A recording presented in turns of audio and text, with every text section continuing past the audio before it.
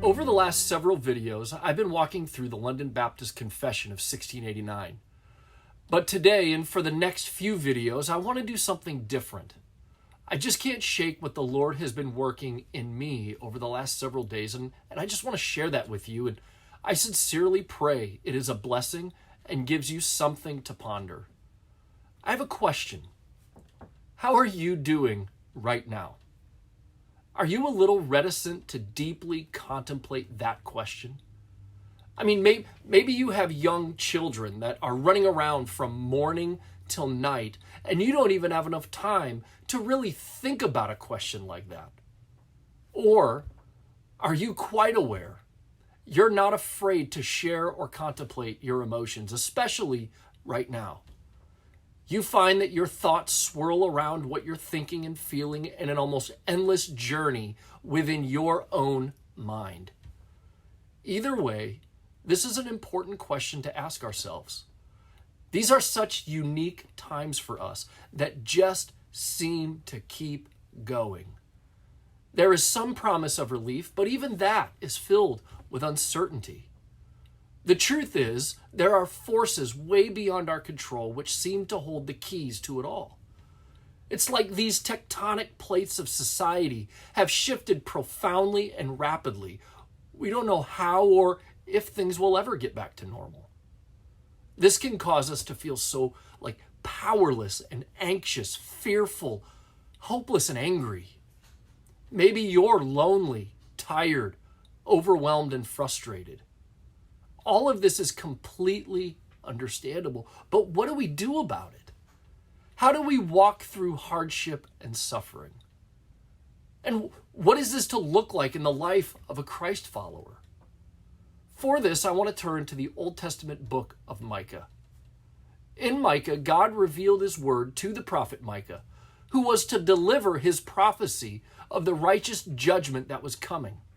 You see, God's people, especially their leaders, had abandoned God, which led to terrible sins being committed throughout the land. There were corrupt leaders, false teaching, idolatry, bad judges, lies, divisions so deep that even households were devouring one another. In other words, things were not good in Judah and Israel. Massive things were going on that would leave many feeling similar to how we do today. And adding to that, God's impending judgment was coming. Into this context, we get a lesson on how to endure times of hardship, especially when it seems so much bigger than us. Micah says in chapter 7, verse 7, "But as for me, I will look to the Lord. I will wait for the God of my salvation. My God will hear me." Standing over and against all these massive things, Micah determined to set his face against the prevailing winds of difficulty. And he did this first by actively pursuing his God. It is not by accident. The first thing verse 7 says is, "I will look to the Lord." As the people around him are looking to other things, he will not look for anyone or anything else to be his deliverer and sustainer. His life is not God and or God but. It is simply God. And it is on him he locks his gaze. He knows God is alive and active, that he is involved in his creation, working to bring all things to their intended end. Micah knows he is not only doing this on a massive scale, but working intimately with his people, and that even he is not overlooked or forgotten by his faithful God. We must do the same. Look to the Lord in times of hardship, finding our comfort and rest in him, knowing he will accomplish his good purpose for us and for all things according to his wonderful and wise plan. We do this by first reading God's word, then meditating on it, contemplating its meaning, and allowing the truth to sink deep into our hearts and lives. Adding to this, prayers that are shaped by our reading and meditating of the scriptures. We can treat God's word so often like a quick snack rather than a meal to be savored. And because of this, we miss so much life-transforming beauty. Hebrews chapter 12, verses 1 and 2 says, "Since we are surrounded by so great a cloud of witnesses, let us also lay aside every weight and sin which clings so closely, and let us run with endurance the race that is set before us, looking to Jesus, the founder and perfecter of our faith, who for the joy that was set before him endured the cross, despising the shame, and is seated at the right hand of the throne of God." Fixing our eyes on Jesus is fixing our eyes on God, and it does not mean we will not suffer. It does not mean we will not grieve, and it does not mean we will not struggle.